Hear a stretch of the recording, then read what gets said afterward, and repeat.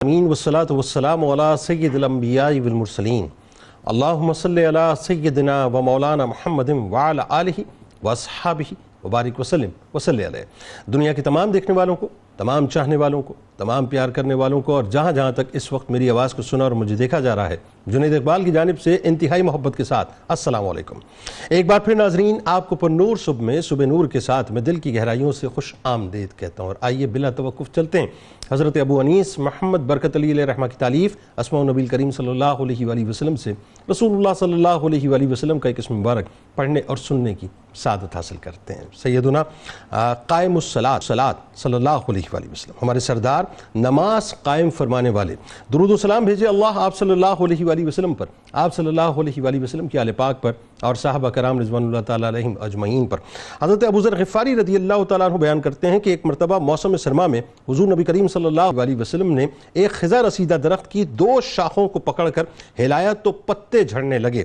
آپ صلی اللہ علیہ وآلہ وسلم نے فرمایا کہ اے ابو ذر، جب بندہ مومن صرف اور صرف اللہ کی رضا کے لیے نماز ادا کرتا ہے تو اس کے گناہ اسی طرح جھڑتے ہیں جس طرح اس درخت کے پتے جھڑتے جا رہے ہیں۔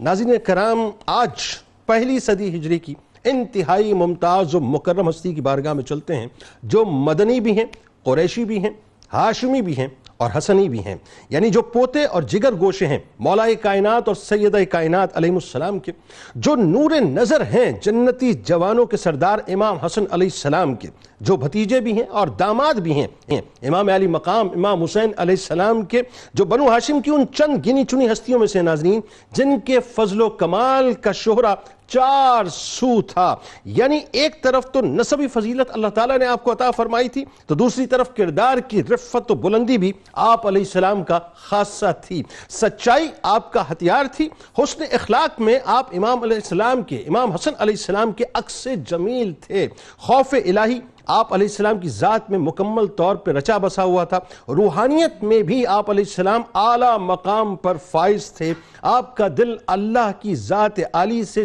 جڑا ہوا رہتا تھا اور صفت عبادت و شکر میں بھی ممتاز حیثیت رکھتے تھے۔ آپ صاحب زہد و تقوی ہونے کے ساتھ ساتھ باروب شخصیت تھے، یعنی جہاں سے بھی گزر جایا کرتے تھے لوگ آپ کے روب و دبدبے سے آپ کے سامنے سروں کو جھکا لیا کرتے تھے۔ لوگوں کی نظروں میں ناظرین آپ عظیم الشان انسان، سردار اور صاحب کمال ہستی تھے، نجابت و شرافت کے ساتھ ساتھ ذاتی اوصاف و کمالات کی بنیاد پر ناظرین طبقہ تابعین میں نمایاں شرف و فضیلت رکھتے تھے۔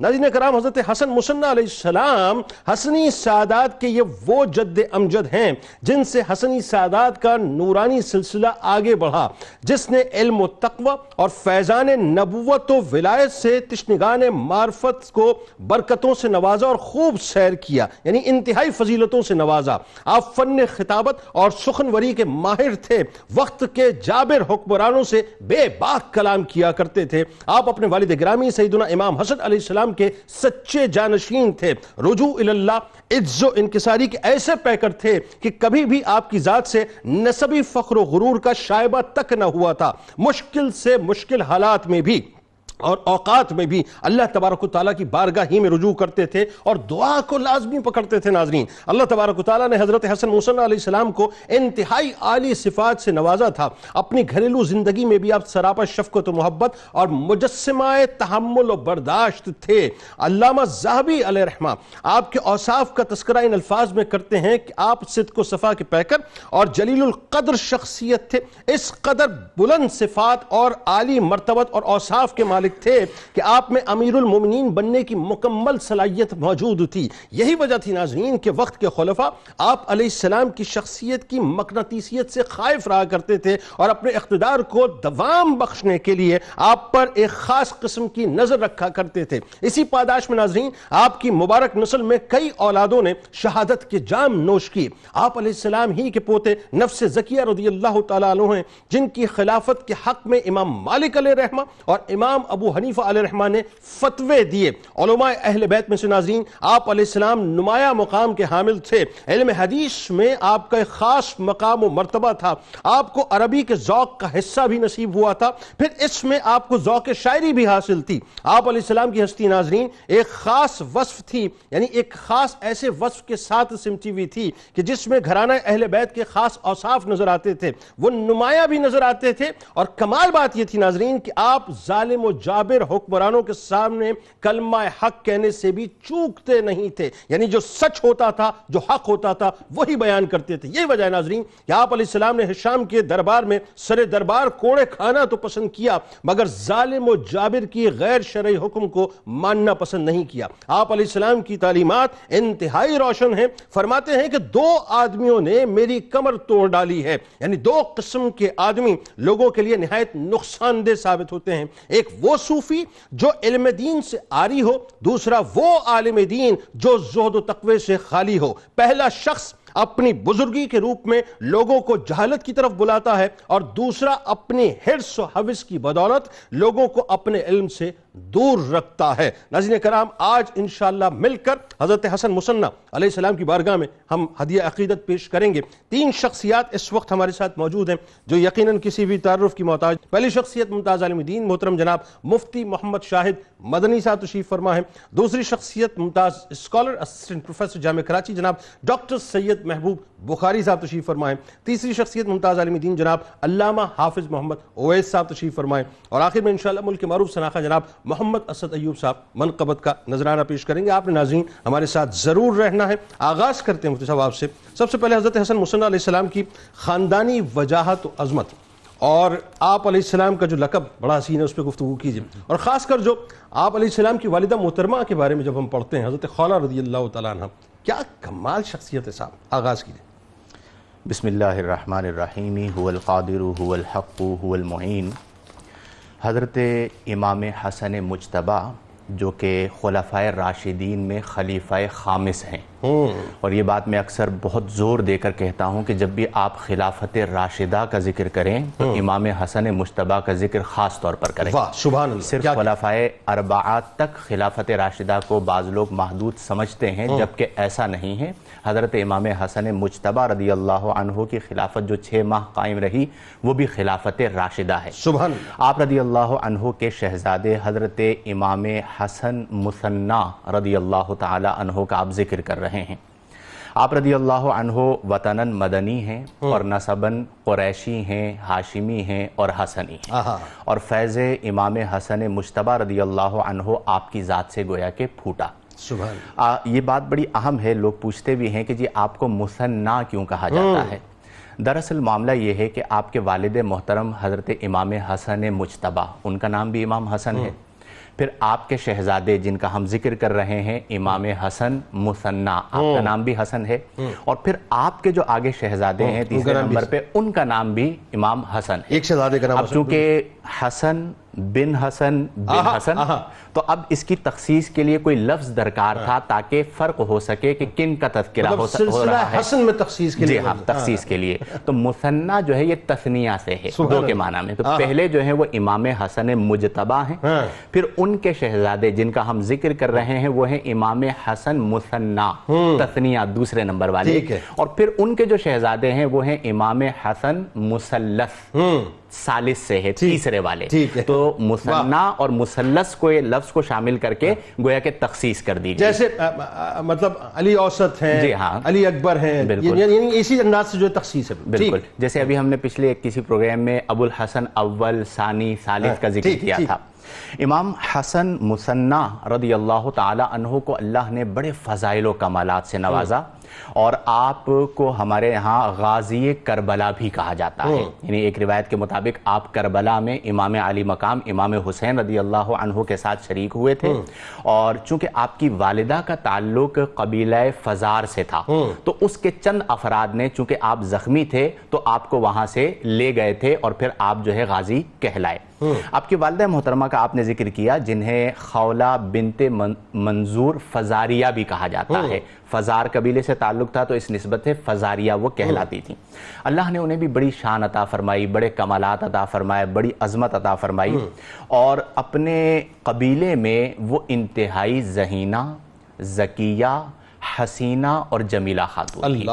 اور جب آپ مدینہ المنورہ تشریف لائیں تو حضرت عبداللہ بن زبیر رضی اللہ تعالی عنہ جو تھے وہ آپ کے برادر نسبتی تھے, یعنی آپ کی بہن جو ہے وہ حضرت عبداللہ بن زبیر رضی اللہ تعالی عنہ کی زوجہ تھی.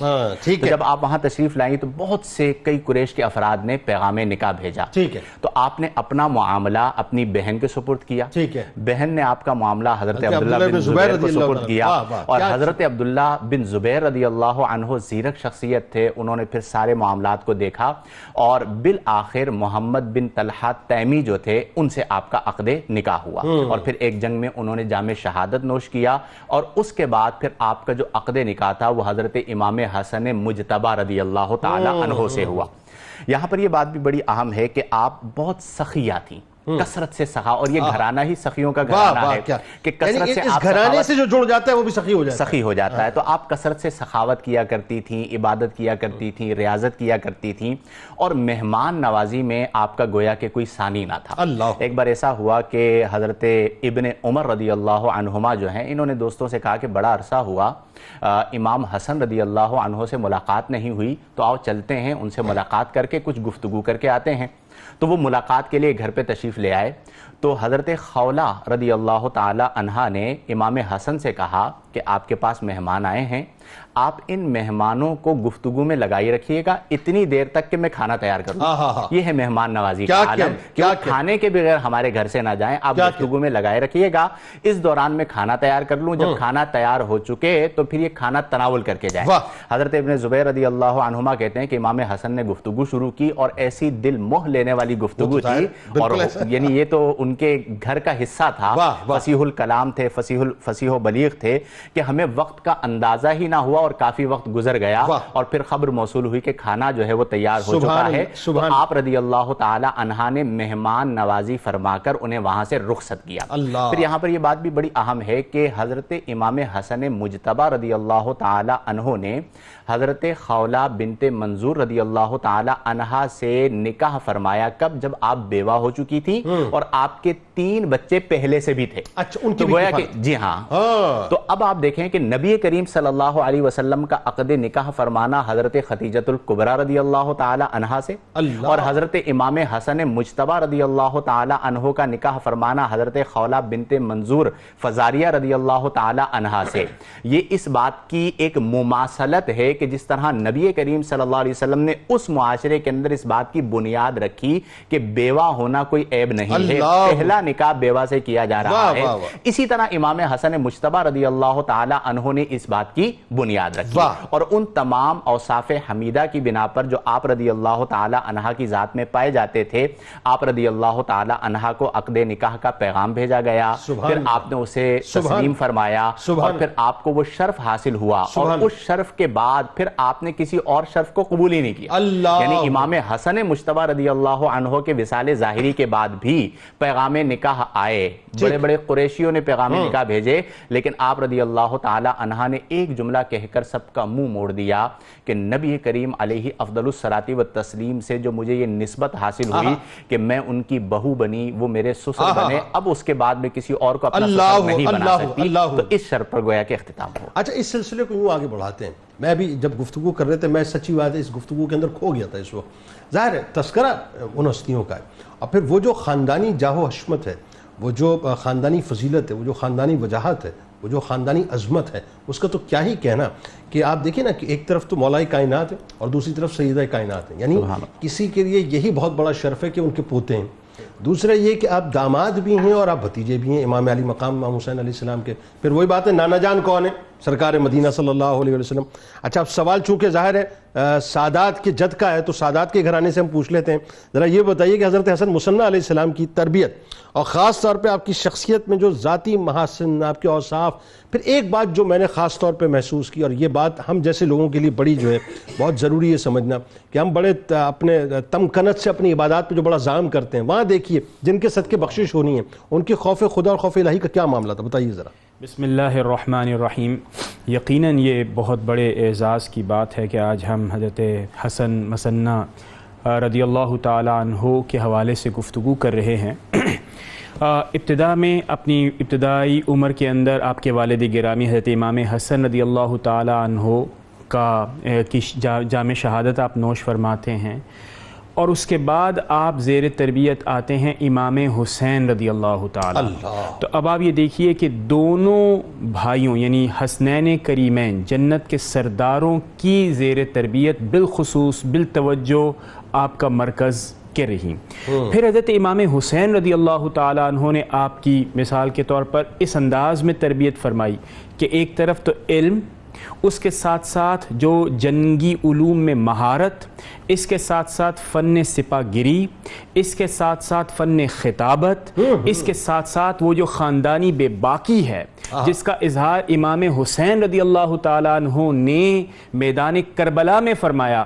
ایگزیکٹلی یہی خصوصیات حضرت امام حسن مثنیٰ رضی اللہ تعالیٰ عنہ کے اندر آپ نے جاگزیں فرمائی. یعنی آپ کے والد سے آپ کو علم بھی منتقل ہوا نا. ایگزیکٹلی. اور جرأت اور بہادری اور بے باکی. واہ. اچھا، اس کے ساتھ ساتھ اگر آپ غور کریں تو آپ امیر المومنین کے صدقات کے متولی رہے، یہ آپ کا ایک کمال رہا. اس کے ساتھ ساتھ تذکرہ نگاروں نے آپ کی سیرت کے تمام پہلوؤں کو سامنے رکھتے ہوئے یہ فرمایا کہ آپ کی صداقت، آپ کی امانت، اس پر پوری امت کو اس وقت اتفاق تھا اور آپ ان کا اعتماد لیے ہوئے تھے.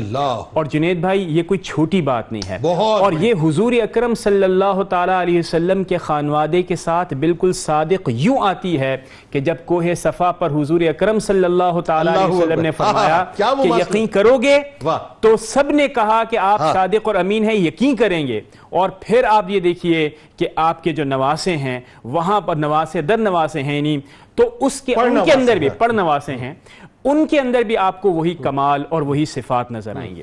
اس کے ساتھ ساتھ آپ اگر غور کریں مزید تو پھر اللہ رب العزت سے تعلق بھی ہے، اور اس کے ساتھ ساتھ ایک خاص قسم کی جسے کہتے ہیں کہ کیمسٹری آپ نے لوگوں کے ساتھ بھی قائم و دائم رکھی ہے. جس واقعے کی طرف آپ نے اشارہ کیا، یہ واقعہ بہت کمال کا واقعہ، امام اسمعی رحمۃ اللہ تعالی علیہ کا. لیکن ایک توجہ میں ضرور چاہوں گا نوجوان یعنی ناظرین کی دلاؤں.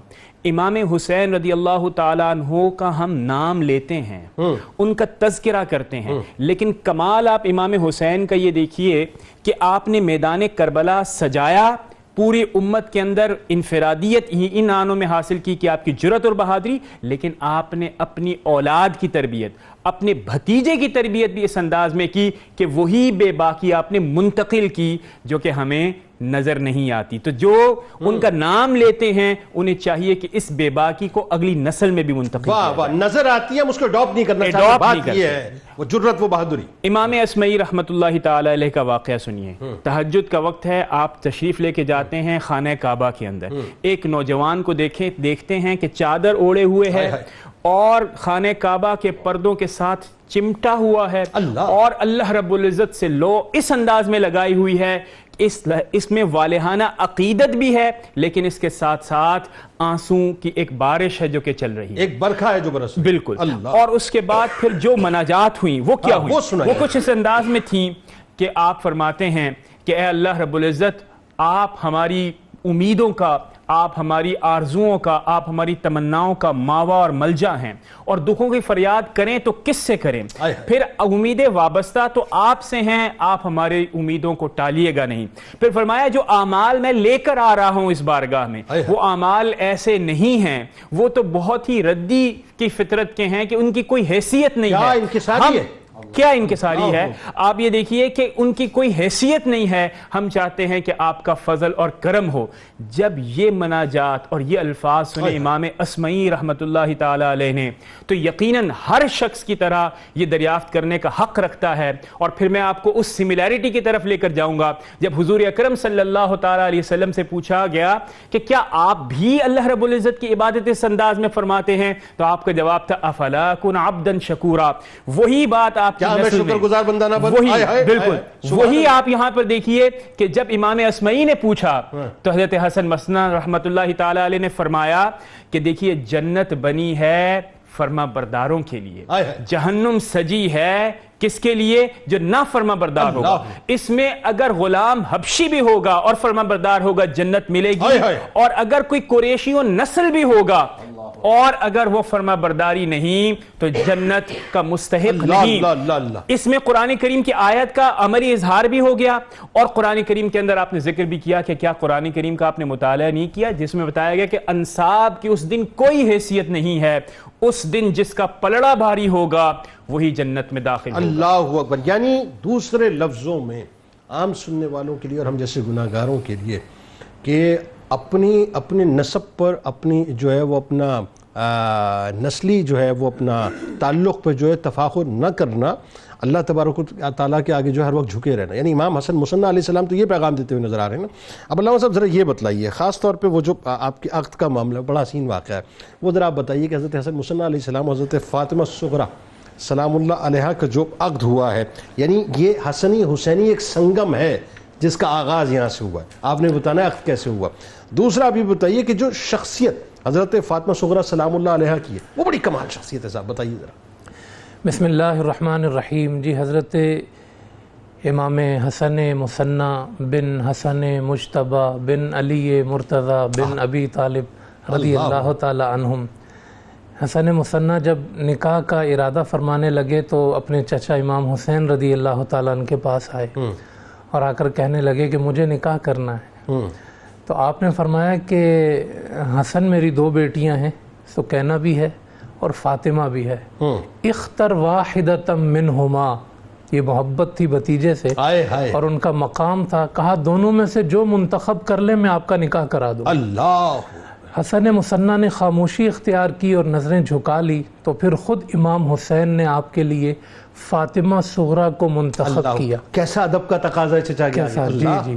اور یہ سکینہ سے بڑی تھی فاطمہ صغریٰ، اور امام حسین نے عقد کرنے سے پہلے جب ان کو منتخب کیا تو کہا حسن میں نے تمہارے لیے وہ فاطمہ صغریٰ منتخب کی ہے جو فاطمہ کبریٰ کا آئینہ ہے. اللہ اکبر. یعنی میری والدہ کے اخلاق سے متصف ہے اور میں نے تمہارا عقد ان سے کر دیا. یعنی آپ نے یہاں تک فرمایا کہ ان کے اوصاف میں، چلنے پھرنے میں، شکل و صورت میں، شباہت میں، چلنے پھرنے میں، اخلاق میں، سخاوت میں، علم میں، عمل میں، یہ ان کی پرتو ہیں. اللہ. اور پھر جنید بھائی یہ جو شادی ہے نا امام حسن کے بیٹے ہیں، امام حسین کی بیٹی ہے، یہ پہلی شادی ہے جس نے یہ سنگم پیدا کیا ہے حسنی حسینی سادات کے سلسلے میں کہ آپس میں دو بھائیوں کی جو نسل ہے وہ آگے منتقل ہوئی ہے. یہ پہلی شادی تھی. اور بیٹی بھی کون؟ فاطمہ صغریٰ، علم و فضل میں کمال رکھنے والی، مہارت رکھنے والی. اور پھر جو ہے وہ امام حسن مصنع جو ہیں جب ان کا عقد نکاح ان سے ہوا ہے تو پھر 3 بیٹے اللہ پاک نے عطا فرمائے، عبداللہ محض، حسن مثلث اور ابراہیم الغمر. ابراہیم الغمر، یہ 3 بیٹے عظیم الشان اللہ پاک نے اس نسب سے عطا فرمائے. پھر عبداللہ بن محض، عبداللہ محض سے آگے محمد نفس زکیہ پیدا ہوئے. بالکل ٹھیک ہے. محمد نفس زکیہ سے آگے عبداللہ الاشتر جن کو ہم عبداللہ غازی کہتے ہیں، جو سندھ کے اندر سادات میں سب سے پہلی شخصیت تھی. اور حسنی سادات کے یہ جو پھول ہیں پھر وہ امام حسن مجتبیٰ سے آگے جو ہے وہ پھر یہ دنیا میں منتقل ہوئے ہیں. تو یہ آپ کا جو ہے وہ عقد ہوا ہے حضرت فاطمہ صغریٰ سے، اور اس کی جو برکات ہیں وہ دنیا کے سامنے حسنی حسینی سادات کی شکل میں جو ہے وہ ظاہر ہوئی ہیں.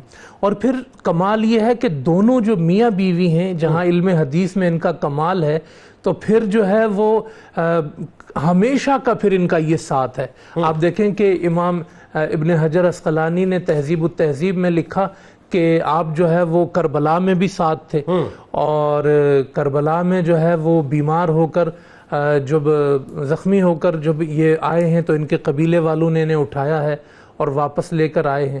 حسن مصنع کا پھر جب انتقال بھی ہوا ہے تو اس کے بعد بھی جو آپ کی زوجہ ہیں فاطمہ صغریٰ، وہ ہمیشہ جو ہے وہ آپ کے مناقب کو، فضائل کو بیان کیا کرتی تھی. بلکہ ایک روایت میں یہاں تک ہے کہ 1 سال تک تو ان کی قبر کے قریب خیمہ رکھتی تھی کہ وہاں ان کے قرب میں رہیں اور ان کی یاد میں رہیں، اور جو ہے وہ جو علم حاصل کیا تھا پھر اپنے شوہر سے، وہ علم جو حاصل کیا تھا انہوں نے اپنے والد سے، وہ علم جو حاصل کیا تھا انہوں نے اپنے اہل بیت کے خاندان سے.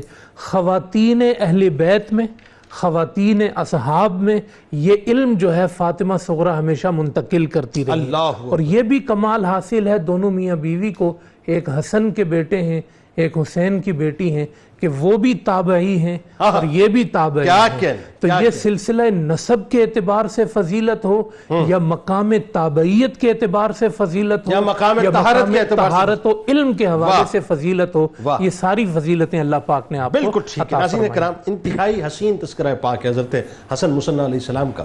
وقفے سے جب انشاءاللہ لوٹیں گے تو آپ کو بتائیں گے کہ بس ابھی سمجھ لیجئے کہ وہ چونکہ ظاہر ایک رفت تھی طاقت کے، حکومت کے، جاؤ حشمت کے اور کرسی کے متوالوں کی، اور وہ خائف رہتے تھے اہل بیت اطہار کے گھرانے سے.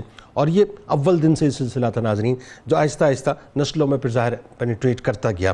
اب آپ کے ساتھ کیا معاملہ ہوا؟ حجاج بن یوسف نے کیا کیا، عبد الملک بن مروان نے کیا کیا، ہشام نے کیا کیا، کتنی تکالیف میں آپ کو مبتلا کیا، کتنی آپ کو دھمکیوں کا سامنا کرنا پڑا. مختلف واقعات ہیں ناظرین، لیکن اس کے باوجود اعلاء کلمات الحق کا جو حق ہے وہ آپ نے یقیناً ادا کیا. درود پاک سرکار علیہ السلام کی بارگاہ میں لوٹ کے انشاءاللہ گفتگو. پھر ناظرین میں آپ کو خوش آمدید کہتا ہوں. حضرت حسن مثنیٰ علیہ السلام کی بارگاہ میں ہدیہ عقیدت ہم پیش کر رہے ہیں. اور آپ ایک بات دیکھیے ناظرین کہ اس وقت جو طاقت، اس وقت جو حکومت تھی وہ بنیادی طور پہ خلیفہ عبد الملک بن مروان کی تھی، اور اس کو ایک خوف تھا، ایک انجانہ خوف تھا جو اس کے ہرکالے تھے اس کو بتلاتے تھے کہ حسن مثنیٰ علیہ السلام کی جو شہرت ہے، اور ظاہر شہرت کیوں نہ ہو، ان کی جو شہرت ہے وہ دن بدن بڑھتی جا رہی ہے، ایک مقناطیسیت ہے کہ لوگ ان کی طرف کھنچے چلے آ رہے ہیں. پھر ان کو یہ بھی بتایا جاتا تھا، خاص طور پہ جتنے بھی حکمران تھے، کہ جی یہ ان کا خطوط کا تبادلہ بھی ہو رہا ہے عراقیوں سے، اور آہستہ آہستہ جو ایک وقت ایسا آئے گا کہ آپ کی جو حکومت ہے وہ پلٹ جائے گی، آپ کی کرسی پلٹ جائے گی. اس ساری سوچ کو سامنے رکھتے ہوئے ناظرین آپ شاید تصور بھی نہ کر پائیں جس انداز سے حضرت حسن مثنیٰ علیہ السلام یا ان کی اولادوں کے اوپر ظلم و ستم کا بازار گرم کیا گیا ہے، جو تکلیفیں ان کو دی گئی ہیں، جتنی تکالیف میں ان کو مبتلا کیا گیا ہے ناظرین، تاریخ جو ہے وہ اس کو اس انداز سے بیان کر ہی نہیں سکی جس انداز سے بیان کرنے کا حق ہے. مفتی صاحب ذرا یہ بتائیے، حضرت حسن مثنیٰ علیہ السلام کو دیکھیں، حجاج تو ظاہر ہے اس زمانے میں ایک دہشت گردی کا ایک سمبل تھا، تو حجاج بن یوسف، خلیفہ عبد الملک بن مروان اور ہشام کی طرف سے جتنی شدید تکالیف آپ کو دی گئیں، خاص طور پہ آپ کو بے انتہا دھمکیوں کا سامنا رہا، لیکن اس کے باوجود آپ نے کلمہ حق کہنے سے جو ہے اپنے آپ کو روکا نہیں. دیکھیں، اہل بیت اطہار رضی اللہ تعالی عنہم پر جو سلسلہ مظالم ہے وہ بڑا طویل ہے، اور اس میں کئی اوراق تاریخ ایسے ہیں کہ جنہیں ہم پڑھتے ہیں تو پڑھا نہیں جاتا کہ امت نے اہل بیت کے ساتھ کیا کیا. حضرت امام حسن مثنیٰ رضی اللہ تعالی عنہ، چونکہ یہ زمانہ تھا خلیفہ عبد الملک بن مروان کا، اور اس نے اپنے تئیں مظالم کے تمام پہاڑ توڑنے کی کوشش کی، لیکن آپ حق کی طرف قائم و دائم رہے. میں اکثر ایک بات کہتا ہوں کہ اہل بیت نے ہمیں یہ پیغام دیا ہے کہ طاقت حق نہیں، حق طاقت ہے. واہ کیا اچھی بات. یہ بات جب آپ کو سمجھ میں آ جائے گی کہ طاقت حق نہیں ہے بلکہ حق طاقت ہے، تو پھر آپ حق کے ساتھ قائم و دائم ہوں گے. اور آج امت کو بھی اس بات کی بڑی ضرورت ہے کہ ہم صرف طاقت کو دیکھ کر کسی سے نہ جڑ جائیں، ہم حق کو دیکھیں. جب ہم حق کو دیکھیں گے تو انشاءاللہ الجلیل مجموعہ اور موب دیکھے جو ہے وہ اپنے سوچوں کو تبدیل نہ کریں، دیکھیں کہ حق کس طرف ہے. اصل بات یہ چونکہ حق سے افراد کو پہچانا جاتا ہے، افراد سے حق کو نہیں پہچانا جاتا. کیا اچھی بات. دو واقعات کی طرف میں اشارہ کرنا چاہوں گا. ایک واقعہ تو یہ ہے کہ ایک وقت ایسا آیا کہ عبد الملک بن مروان جو ہے یہ غصے میں تھا، اور کوئی بھی اس کا ذاتی مسئلہ ہوگا، اب ان کا معاملہ تو یہ کہ چونکہ بغض رکھا کرتے تھے تو وہ غصہ جا کے پھر یہ نکالا کرتے تھے اہل بیت اطہار پر. تو اس نے ہشام کو لکھ بھیجا کہ بھئی تم ایک کام کرو کہ مدینہ المنورہ میں افراد کو جمع کرو، اور دو آل کا ذکر کیا، آل مولائے کائنات کا اور آل زبیر کا، اور ان دونوں کے حوالے سے کچھ کلمات ادا کرواؤ. بہرحال وہ معاملہ ہشام تک پہنچا، اور وہ معاملہ اتنا سینسٹیو تھا کہ ہشام کو بھی اندازہ ہو گیا کہ یہ معاملہ ایسا ہے کہ جو ممکن نہیں ہے. اس کے اندر کچھ تبدیلی کی گئی. المختصر یہ کہ چونکہ اس کے لیے خلیفہ کا حکم تھا اس کے مطابق، تو اس نے کہا جی اسے عملی جامہ پہنانا ہے. وہاں پر حضرت امام حسن مثنیٰ رضی اللہ تعالی عنہ موجود تھے. اب اس نے کہا کہ آپ نے یہ جملے کہنے ہیں، اور ایک جو اس کا پہرے دار تھا وہ کوڑے لے کر وہاں پر کھڑا ہوا تھا کہ اگر اس پر عمل نہ کیا گیا تو یہ کوڑے برسائے جائیں گے۔ یہ وہ وقت تھا کہ آپ طبعی طور پر بدنی اعتبار سے کمزور ہو چکے تھے، اور ایک سوتی لباس جو ہے وہ آپ نے زیب تن کر رکھا تھا۔ ہشام نے کہا کہ جی آپ کو یہ جملے جو ہے وہ آل زبیر کے لیے کہنے ہوں گے۔ آپ نے فرمایا قطعاً نہیں کہوں گا، ہرگز نہیں کہوں گا۔ یہ ہوتا ہے احقاق حق، کہ یہ نہیں دیکھنا کہ سامنے طاقت والا ہے ظلم کرے گا۔ آپ نے کہا کہ وہ ان سے ہمارا تعلق ہے، ہمارا رشتہ ہے، اور یہ ہو ہی نہیں سکتا کہ میں یہ اپنی زبان سے ادا کروں۔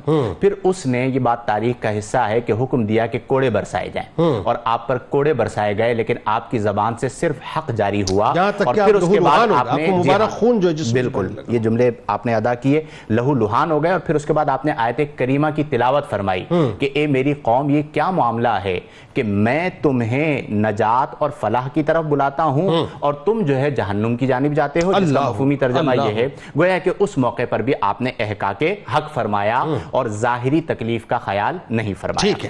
دوسرا واقعہ مختصراً یہ ہے کہ ایک موقع یوں ہوا کہ خلیفہ عبد الملک مروان کے کسی نے کان بھر دیے کہ جی حضرت امام حسن مثنی رضی اللہ عنہ جو ہیں وہ اپنی خلافت قائم کرنے کے لیے کچھ خطوط اہل عراق کو لکھ رہے ہیں، جس میں حقیقت اور صداقت کچھ نہیں تھی، اور آپ کا ایسا کوئی ارادہ نہ تھا۔ اس نے بہرحال ہشام بن اسماعیل جو تھا گورنر مدینہ، اس کو لکھ بھیجا کہ جی آپ ان کو دربار میں بلوائیں اور ان سے تفتیش کریں کہ کیا معاملہ ہے۔ آپ کو بلوا لیا گیا، آپ دربار میں چلے گئے کمال بے نیازی کے ساتھ جو آپ کی کیفیت ہوا کرتی تھی۔ جب آپ دربار میں پہنچے تو این اسی وقت ہشام کو کوئی ذاتی کام لاحق ہو گیا اور وہ اس میں مصروف ہو گیا۔ تو اس وقت امام زین العابدین رضی اللہ عنہ جو ہے وہاں پر موجود تھے کسی کام سے۔ اچھا، اس میں تاریخ میں بھی قطع کلام کی معذرت میں مجھے لگتا ہے کہ اس نے یہ آرڈرز دیے تھے کہ ان کو شہید کر دیا جائے۔ دو طرح کی روایات، ایک یہ ہے کہ کوڑے لگوائے جائیں اور ایک یہ ہے کہ انہیں شہید کر دیا جائے۔ بہرحال دونوں روایات کے مطابق آپ پہنچے تو امام زین العابدین وہاں پر موجود تھے، اور امام زین العابدین کی کیا ہی بات ہے۔ تو جب انہوں نے دیکھا کہ وہ اپنے کسی ذاتی کام میں مصروف ہو گیا ہے تو آپ امام حسن مثنی کے پاس آئے اور کہا کہ آپ بھائی یہ دعا پڑھ لیں۔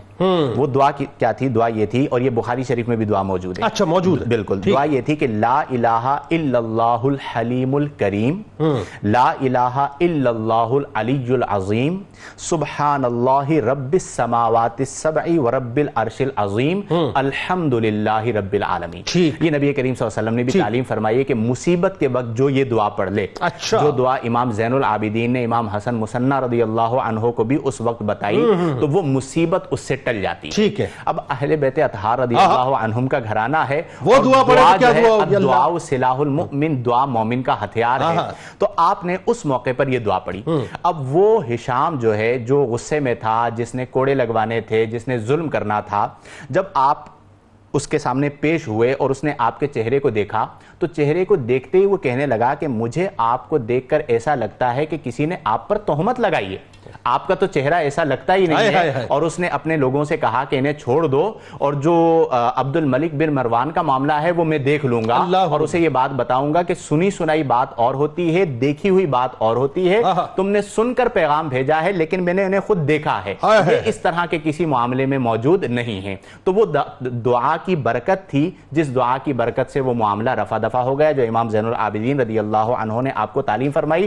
گویا کہ پیغام یہ ملا کہ مصیبت کے موقع پر طریقہ اہل بیت یہ ہے کہ دعا کا سہارا لیا جائے، اللہ نجات عطا فرماتا ہے۔ بالکل ٹھیک۔ اب وہ موقع آ گیا کہ جہاں حضرت حسن مثنی علیہ السلام کی اولاد امجاد کا بھی ذکر ضرور ہونا چاہیے، کیونکہ ظاہر ہے جو ظلم و ستم آپ کے ساتھ ہوا، آپ کی اولادوں کے ساتھ بدرجہ اولا ہوا، کہ حضرت عبداللہ محض رضی اللہ تعالیٰ عنہ کی جب ہم بات کرتے ہیں، یا حضرت نفس زکیہ رضی اللہ تعالیٰ عنہ کی ہم بات کرتے ہیں، آپ دیکھیے کہ اب جعفر منصور کا دور جو ہے وہ آ چکا ہے، اور پھر ظاہر ہے آپ کی اولادوں کے ساتھ جو کچھ بھی اس نے کیا، ذرا بتائیے کہ کتنے ظلم و ستم کے بازار گرم ہوئے، کیا کچھ ہوا، اور پھر سب سے بڑی بات یہ کہ جو حق آل رسول صلی اللہ علیہ وآلہ وسلم کا تھا، جو حق آل سیدہ فاطمہ الزہرا سلام اللہ علیہ کا تھا، اس کے اوپر باقاعدہ قبضہ کیا گیا، بتائیے ذرا۔ بسم اللہ الرحمن الرحیم۔ یقیناً یہ بڑی اہم بات ہے جس پر غور کیا جائے، اور امام حسن رضی اللہ تعالی عنہ، آپ کی نسل پاک جو کہ پوری دنیا کے اندر پھیلی، اس میں ایک بہت بڑا کنٹریبیوشن یا ایک بہت بڑی وجہ اور سلسلہ حضرت امام حسن مثنیٰ رضی اللہ تعالی عنہ کا ہے۔ یوں تو آپ کی اولاد 4 تھیں حضرت امام حسن کے، حضرت زید بن حسن، حضرت حسن مثنیٰ، حضرت حسین الاثر اور حضرت عمر رضی اللہ تعالیٰ، لیکن جو سلسلہ حضرت زید بن حسن اور حضرت حسن مثنیٰ سے چلا ان میں کثرت جو ہے جو پھیلی پوری دنیا کے اندر وہ حضرت حسن مثنیٰ کی تھی۔ آپ کے 6 بیٹے اور 6 بیٹیاں کافی روایات کے مطابق ہیں۔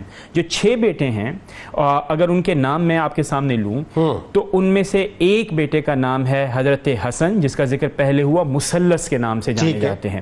دوسرے ہیں حضرت عبداللہ رضی اللہ تعالیٰ عنہ جنہیں عبداللہ محض جانا جاتا ہے۔ تیسرے ہیں حضرت ابراہیم، اور یہ تینوں حضرت فاطمہ بنت حسین رضی اللہ تعالیٰ عنہ آپ کے لخت جگر ہیں، یعنی آپ سے ان کی اولاد ہے۔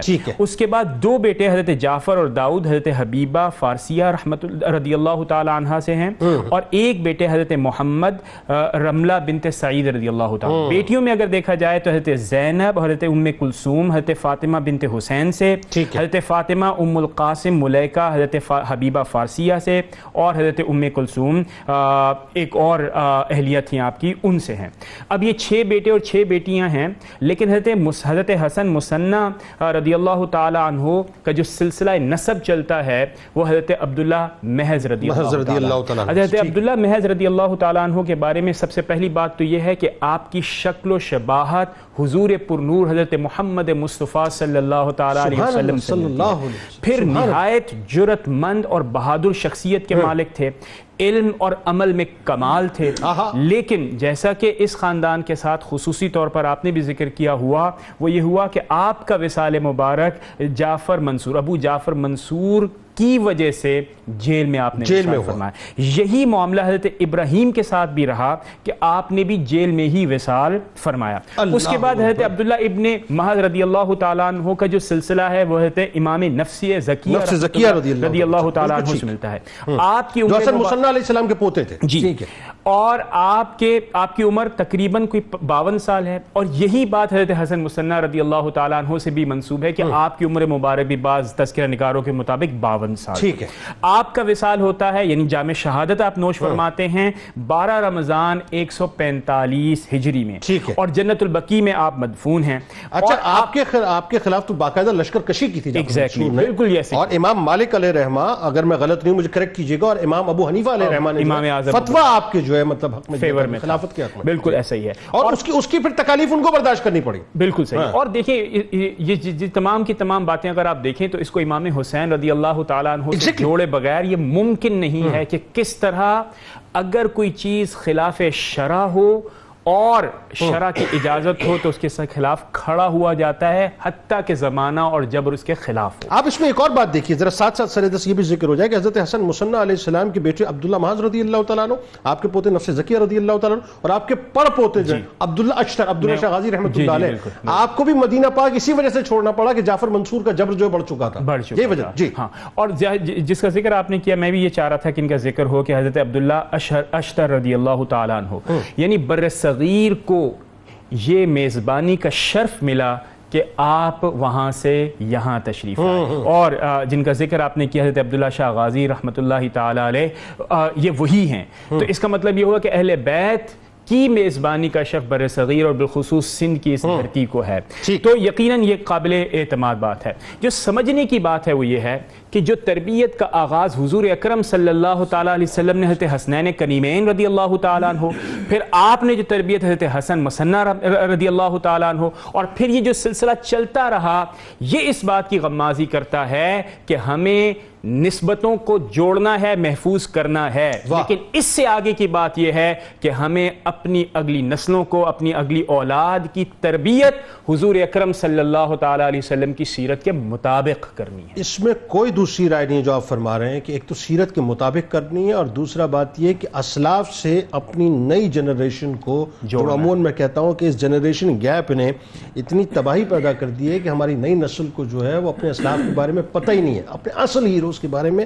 ہمیں ان سے جوڑے رکھنا ہے، یہ ان کی زندگیوں کے بارے میں، ان کی حیات طیبہ کے بارے میں بتا. اور جنید بھائی دیکھیں، صرف ایک تو ہوتا ہے نا معلومات کا خزانہ، میں اس بات کے خلاف ہوں کہ صرف معلومات کا خزانہ. معلومات کا خزانہ اس وقت بہترین ہوگا جب آپ ان کا کردار ان کے اندر شامل کریں گے. ہم دیکھیں اس پورے پروگرام میں اگر آپ علامہ صاحب ایک بات خاص تو اب آگے اسی بات کی طرف جو آپ بات کر رہے ہیں، آپ دیکھیے کہ صبح نور میں ہمارا پورا فوکس، چاہے ہم اولیاء کرام کا ذکر کریں، چاہے ہم صحابہ کرام کا ذکر کریں، چاہے ہم خلفائے راشدین کا ذکر کریں، چاہے ہم ائمہ اہل بیت کا ذکر کریں، چاہے ہم اہل بیت اطہار کا ذکر کریں، چاہے ہم سرکار مدینہ صلی اللہ علیہ وآلہ وسلم کا ذکر کریں، یا ہم سوشل ایشوز پہ، معاشرتی ایشوز پہ بات کریں، ہمارا مقصد ہوتا ہے کردار اور تعلیمات. یہ دو باتیں، یہ ہمارا موٹیو ہے بنیادی طور پہ. تو اب آئیے اسی طرف ہم جو ہے وہ سب کو لیے چلتے ہیں کہ حضرت حسن مصنع علیہ السلام کے جو ارشادات ہیں وہ ایک کردار کا ایک خزینہ ہے، اور خاص طور پہ جو آپ کی مرویات ہیں اس کا بھی آپ ذکر کیجئے گا. بسم اللہ الرحمن الرحیم. جی یقیناً جو علوم حضور صلی اللہ علیہ وسلم سے مولا علی کو نصیب ہوئے، مولا علی سے امام حسن کو نصیب ہوئے، اور امام حسن مجتبیٰ سے وہ آگے منتقل ہوئے حسن مصنع کے سینے میں. علم حدیث میں آپ کا جو شغف ہے اور آپ کی جو مہارت ہے اور ید طولہ ہے وہ زمانے میں مشہور ہے. علم حدیث میں یہ دیکھا جاتا ہے کہ جو علم حدیث کا امام ہے وہ احادیث کو لیتا کہاں سے ہے، کن لوگوں سے ہے، اور ان سے آگے کون لوگ لیتے ہیں. آپ کرنے والے ہیں. دو چیزیں دیکھی جاتی ہیں روایات کے تسلسل میں. امام حسن مصنع نے کس سے روایت لی، تو اس میں آپ کی خصوصیت یہ ہے کہ آپ نے جو بھی حدیث کی روایتیں لی ہیں وہ ائمہ اہل بیت سے لی ہیں، جس میں سب سے پہلے آپ کی روایات خود آپ کے والد حسن مجتبیٰ سے ہیں، اور نمبر 2 آپ کی ساری روایتیں عبداللہ بن جعفر سے ہیں. تو ائمہ اہل بیت سے آپ احادیث لیتے ہیں. اور آگے آپ سے کس نے احادیث لی، تو اس میں آپ کے 3 بیٹے عبداللہ محض، اور جن کا بھی نام ذکر کیا گیا حسن مثلث ابراہیم، آپ کے بیٹے آپ سے روایات لیتے ہیں. تابعین میں اگر آپ دیکھیں تو جلیل القدر نام ہے، اسحاق بن یسار مدنی، سعید بن ابی سعد، سہیل بن ابی صالح، فضیل بن مرزوق، ولید بن کثیر. یہ وہ ائمہ ہیں جو حسن مصنع سے آگے روایات لیتے ہیں. اور اس مرحلے پر جنید بھائی میں جب ان کی مرویات کی بات ہو رہی ہے نا تو چند روایتیں متن کے ساتھ پڑھوں گا. وہ متن ضرور پڑھا جائے جو حسن مصنع کی زبان سے نکلا ہے. بڑا لطیف ہے. اور اس متن کی خصوصیت یہ ہے کہ اس کا سلسلہ اور اس کی چین اور اس کی روایت کتنی بابرکت ہے کہ حسن مصنع ان حدیثوں کو جو میں پیش کرنے لگا ہوں کہتے ہیں یہ میں نے اپنے والد حسن مجتبیٰ سے سنی، انہوں نے مولا علی سے سنی، اور انہوں نے محمد مصطفیٰ سے سنی. یہ مقدس ترین چین ہے جس کی روایات میں چند پیش کر رہا ہوں. جی آپ فرماتے ہیں کہ میں نے اپنے والد سے سنا، انہوں نے حضور علیہ السلام کا یہ فرمان بیان کیا کہ ان من موجبات المغفرتی ادخال السروری علی اخیک المسلم، کہ جس نے اپنے مسلمان بھائی کے سینے میں خوشی داخل کر دی اللہ نے اس پر جنت کو واجب کر دیا. دوسری روایت من قرأ آیت الکرسی فی دبر الصلاۃ المکتوبتی کان فی ذمۃ اللہ الی الصلاۃ الاخری، جس نے فرض نماز کے بعد آیت الکرسی پڑھی اگلی فرض نماز تک اللہ اس کو اپنی پناہ عطا فرما دے. یعنی آیت الکرسی کا حصار ہمیں ملا امام حسن مصنع سے. تیسری روایت حیثما کنتم فصلوا علی فإن صلاتکم تبلغنی، آپ کہتے ہیں کہ میرے جد امجد نے فرمایا کہ تم جہاں بھی ہو مجھ پہ درود ضرور پڑھا کرو، کیونکہ تم کہیں پر بھی ہو درود مجھ تک پہنچ جاتا. واہ واہ واہ سبحان اللہ سبحان اللہ. النخل والشجر برکۃ علی اہلہ وعلی عقبہم بعدہم اذا کانوا للہ شاکرین. اگر گھر میں کھجور کا درخت ہو تو اس کو نقصان نہ پہنچاؤ، کیونکہ وہ اپنے اہل کے لیے برکت ہے جب وہ اللہ کا شکر ادا کرنے والے ہوں. من ضحى بطیبۃ نفسہ محتسبا لأضحیتہ کانت لہ حجابا من النار، جس نے خوشی سے اللہ کی بارگاہ میں جانور قربان کیا وہ جہنم سے آڑ بن جاتا ہے.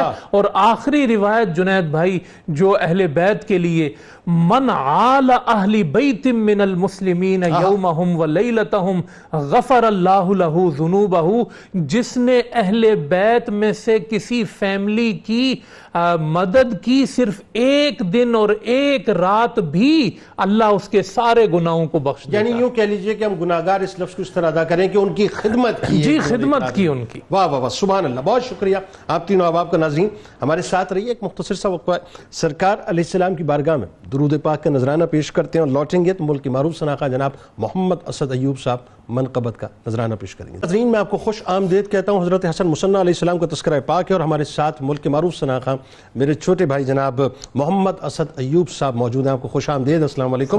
اور آئیے آپ کو لیے چلتے ہیں کتاب الشفا کی جانب، کھانے میں برکت شامل کرنے کا عمل آپ کو بتلاتے ہیں۔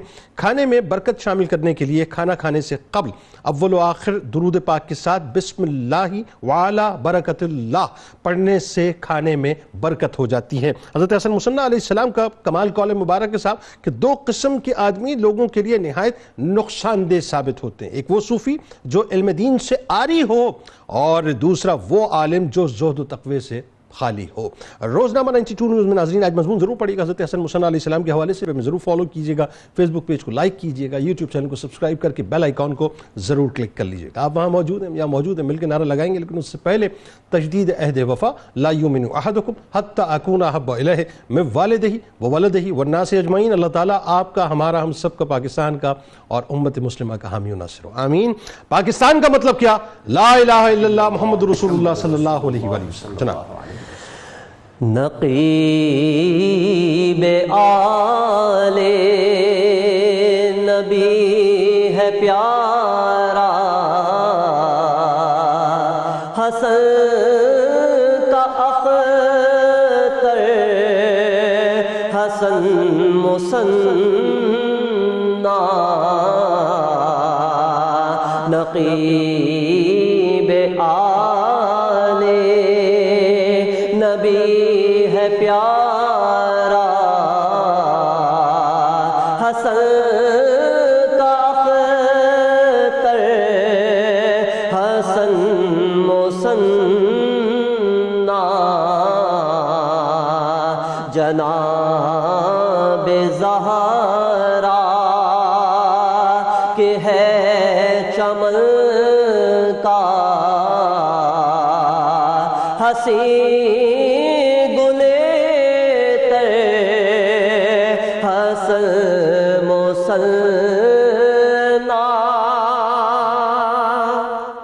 رسول اکرم کا نور پارا، علی کی آنکھوں کا ہے یہ تارا، فضیلتوں جمیل پہ کر، حسن کا مظہر حسن مصنع،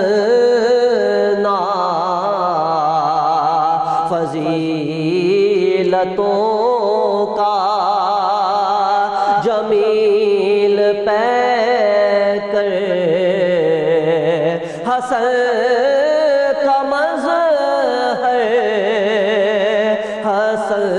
مصنع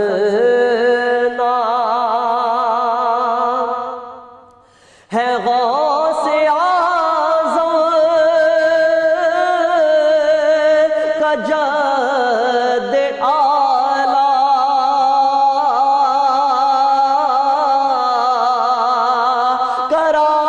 کرامتوں کا ہنسی حوالہ ہے، اولیاء جہاں کا دلبر، ہمارا رہبر حسن مصنع ہے، اولیاء جہاں کا دلبر، ہمارا رہبر حسن مصنع۔